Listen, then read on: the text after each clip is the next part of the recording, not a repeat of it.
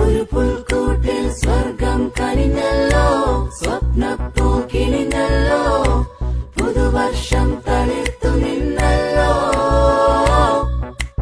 ഒരു നക്ഷത്രം മിന്നിത്തിളങ്ങുമ്പോൾ മാർഗം തെളിഞ്ഞല്ലോ, തുയിൽ മാറി ഉണർന്നിതുലകാകെ.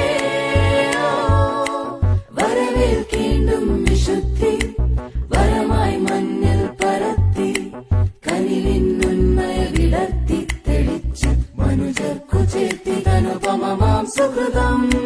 തളർച്ചപ്പെടാതെന്നും യുവത്വത്തുടിപ്പോ